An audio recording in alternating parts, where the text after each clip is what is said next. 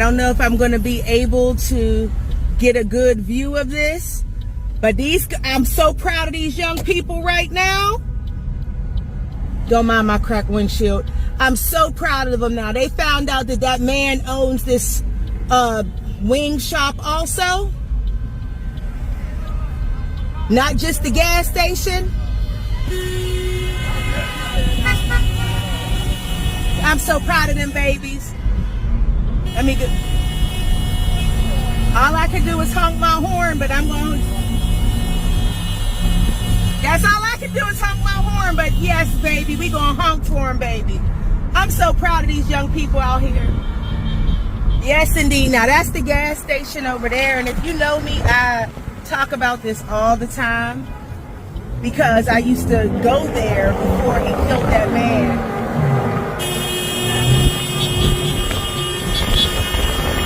I'm so proud of these babies. They shut it down. They shut it down.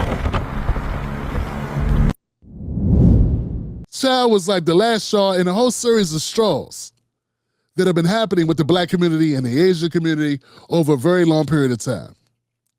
So it wasn't just Chow, it's more than that. And it's not just about that one convenience store. It's not just about Cyrus. It's about Black America feeling as if they're being taken advantage of by everybody, and we are. My problem is there's no reciprocity.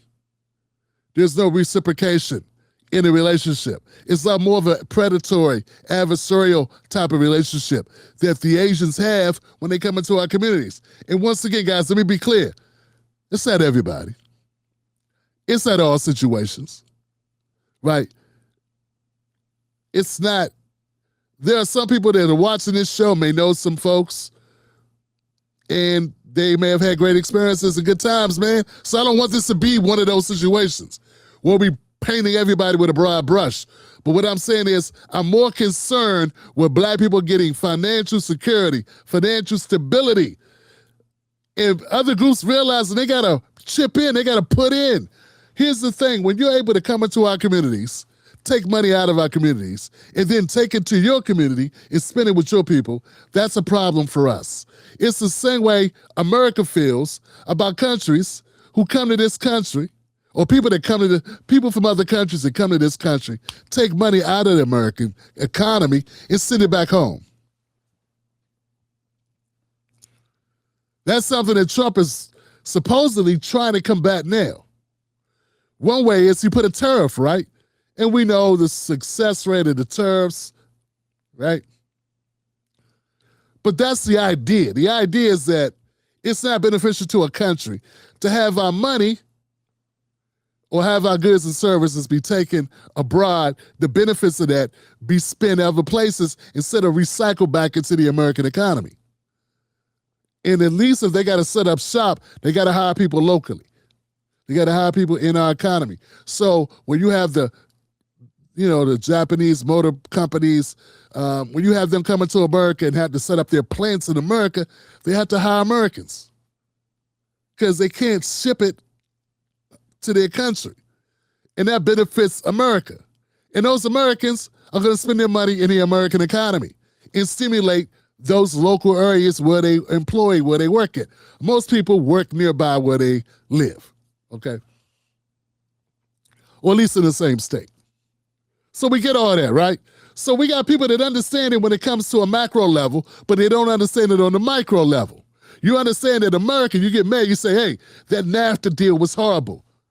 That TPP loan, the TTP, not TPT, what was it? That Trans-Pacific Partnership, I think it was. There have been a couple of those trade agreements that have been not beneficial to the workers and to the unions. And we say that's been detrimental to the working class in America. We understand that. We clearly understand, we clearly get why that's not good for our economy, that's not good for our working class folks. Well, guess what? It's not good for working class Black folks when other people get to come into our communities, get loans to set up those businesses. We'll refuse those loans because we are too risky, but they're not risky and they're getting their money from us. Get it? Their entire business model is the same.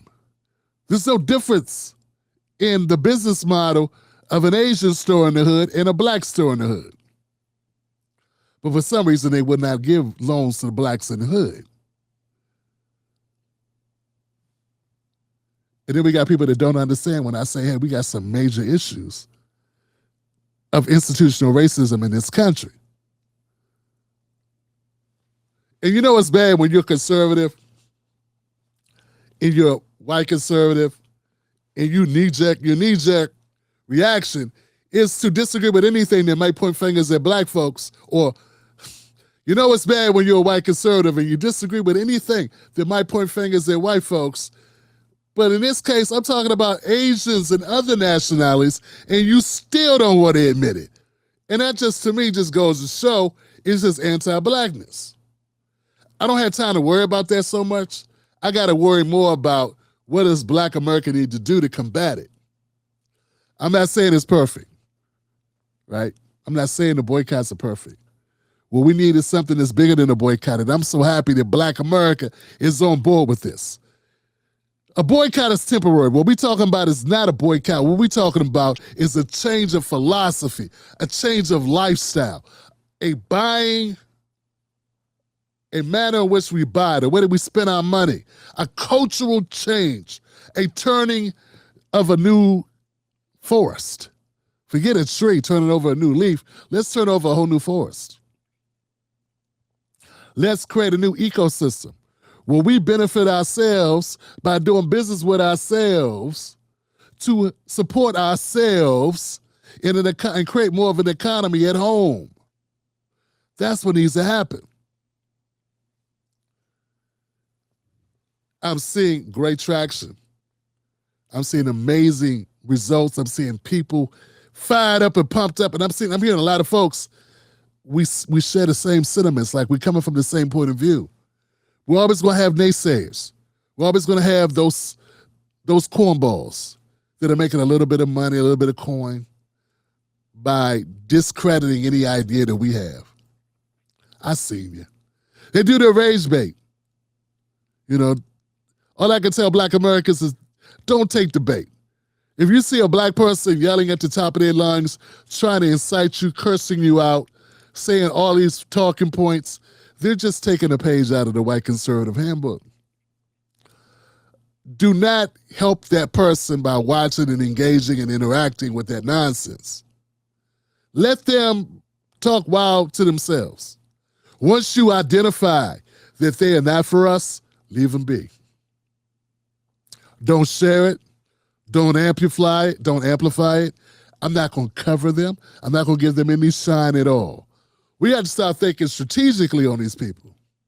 We have to make it a negative. We have to make it a minus game, a minus-sum game for them to betray us, to knock their own neighborhoods, to discredit,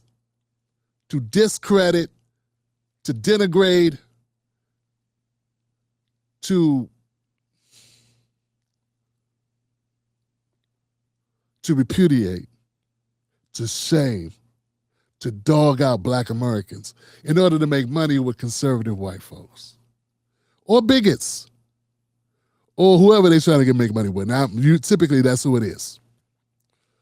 But on a positive note, fam, once again, I'm very excited. I'm energized by the amount of Black Americans that I've seen who get it. They understand we need this. This is not just for us. This is not because we're angry. I'm not even angry. I'm disappointed that justice was not done in the story for the family of Cyrus. I'm upset about that. Definitely upset about it. But I'm not angry. That's not why I want to do the boycott. That's not why I say we need to change our spending habits. I'm saying we need to do that because we need to do that. We can take this opportunity where people realize it when it's in your face and you cannot deny it. We need to use that momentum. But that's not why we're doing it. We're doing it because we want this for our kids. We're doing this for our grandkids. We see the need for this to be done. All other groups primarily spend money with those people in their community that are like them. All other groups already do it. And the way America has set us up here, they put us as a bottom caste in our own society. In a country we built for free, without getting compensated. And you'll hear people bring up the Irish. You hear people bring up the Asians. You hear people mention all these other groups that worked. Yeah, they worked, but they got paid. We worked for 400 years and did not make money. That's a big difference. So we're behind the 8-ball here. We're behind the 8-ball, and it's time. We got to get started now. I wish we got started 100 years earlier. I wish we'd have got started 50 years ago. I wish we would not have lost momentum behind listening to the Democrats and being lured into believing that they had our back. I wish, but I wish a lot of things. But if I had I wish a wishing well, yeah? We don't got time to wish. We got to do what we need to do now. Wishes for kids. We grown-ass people. We cannot give our children wishes. We have to give them the benefits of our labor. We got to give them our legacy. And our legacy should not be, we was waiting on Kamala. We was waiting on Kamala and Obama. So the boycott's going well, but if I could change one thing, it would be the language in which how we describe this, because it's not a boycott anymore. It's a new mode of operation. It's a new default setting. And our default setting is we do business with each other. We do business with those that do business with us. If you don't do no business with us, we don't do no business with you. You don't break bread with us, we ain't breaking bread with you. And what's been happening is we've been treated like second-class citizens in our own communities. That's going to stop. We're going to get treated correctly and fairly. And in turn, we're going to demand better service. We're going to demand proper service and proper goods. And that's it. But we're also going to be cognizant of the uphill battles that our brothers and sisters are dealing with and trying to get a foothold in those communities with the adversarial relationship with the banks or what have you. So we have to be understanding of the condition in which we don't have a level playing field. But in order to do that, it's going to take some public relations. It's going to take us getting the word out. Then people know what's going on. I got to tell you, man, I saw some videos of some businesses, some black-owned businesses with customers wrapped around the building. And I just want to tell you, man, it does my heart some good, fam. Oh, it is truly a positive. It's encouraging. It is a joyous thing to see. Black merchants, black retailers, black craftsmen, what have you,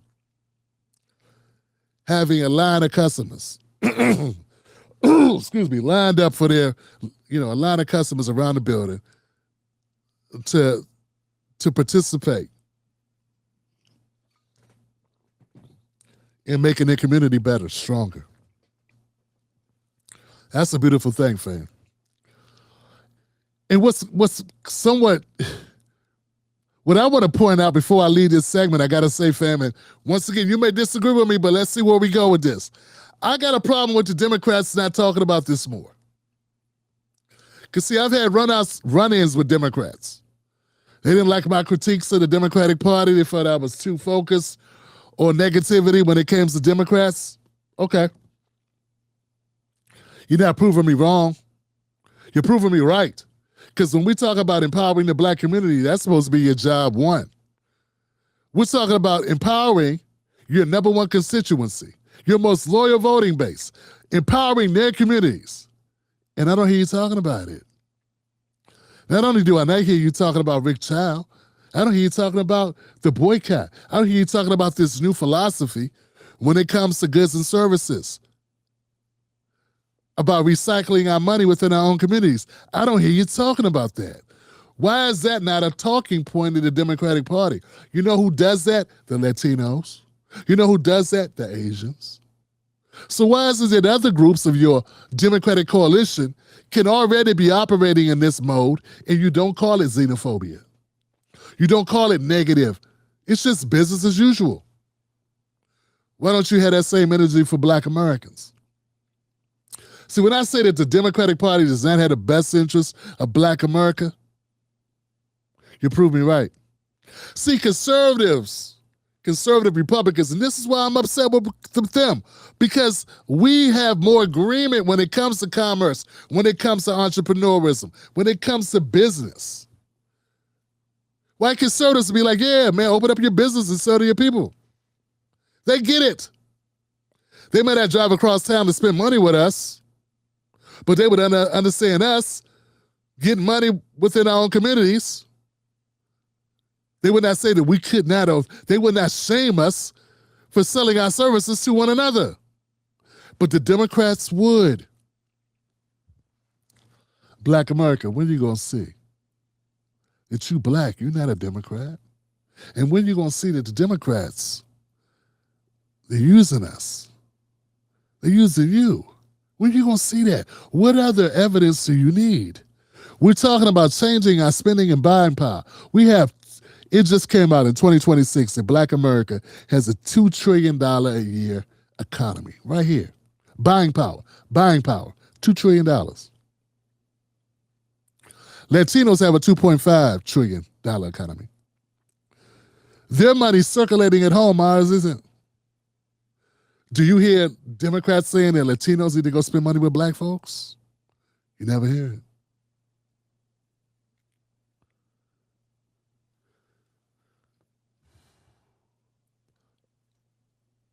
That money that we're spending in other neighborhoods, in other communities, needs to be spent at home.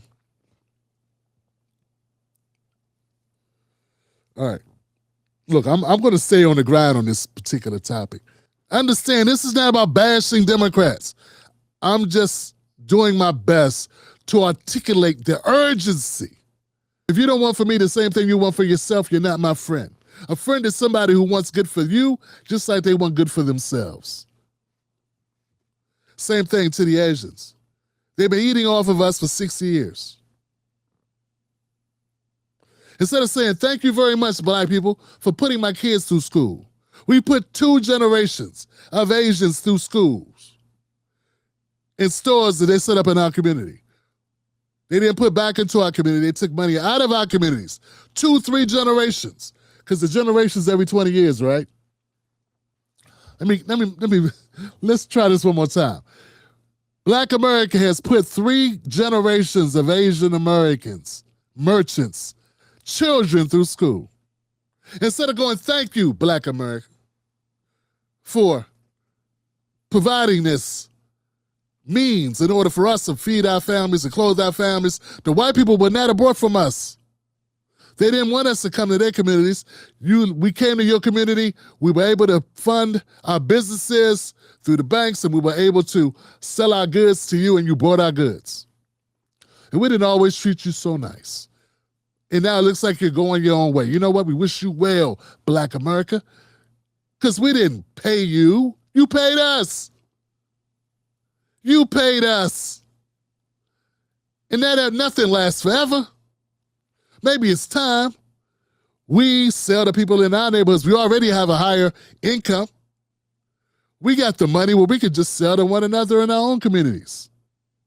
Instead of looking at it positively and realize that nothing lasts forever, I got countless Asian Americans putting up very hateful, very disparaging content about how we're wrong to spend money with ourselves, how we're wrong not to want to spend money with them. Here's the thing about that. Kiss our ass. You should have been putting up content all this time about how your community was not buying from us. If you had done that, maybe things would be different. I don't recall. Now, don't get me wrong. Amy Chin is one of those sisters who I admire big time. But everyone is not Amy Chin. Amy Chin's a sister who's been down. Asian sister who's always been spitting truth for like 5 years now on TikTok.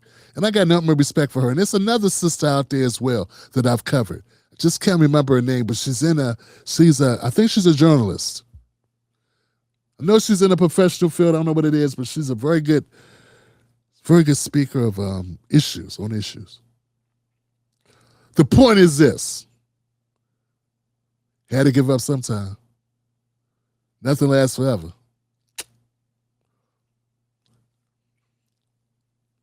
You know, it's got to be something said about people that have benefited from you. And instead of appreciating that they had that time to do it, they mock you. It feels like not a positive way to end a relationship that you've benefited from for the last 60 years. Seems to me like you seem a little entitled. And I don't care how great your service has been. I don't care how great the fried rice was, the sushi, the massages, the nails, or the dry cleaning was. I don't care how good it was. At the end of the day, it was not a contract. We do not have a blood oath to buy from you. We didn't even have a fair agreement. See, the agreement should have been reciprocal. It wasn't. Well, look, it's okay. You ain't got to agree with us. We ain't asking your permission. I just want you to know that we paying attention and we know what time it is. Black Americans, stand up. Continue to do what you're doing. This is not a boycott. This is a change of operation. We're changing how we do business from here forth and onward. From now until the end of time, we're going to primarily spend our money with those who spend money with us and ourselves first. We will be spending money with ourselves first, and if we have to go outside our community, it will only be with those that we are partnering with that benefits us. It has to be a reciprocal relationship because there are going to be things we need that we can't immediately get from each other. But even for us to do that, it has to be a reciprocal relationship. So those that want to do business with us need to break bread with us. If you can't break bread with us, we can't do business together. Y'all let me know if this makes sense in the comment section. I'm one of those people that's going to continue to cover this. I think it's important to articulate it directly and to be very transparent. I'm disappointed that there are some Black Americans that still listen to the Democrats, but I think we can overcome that deficit that's left with those folks. And as time goes on, they will have no choice but to wake the hell up. Because this train has left the station.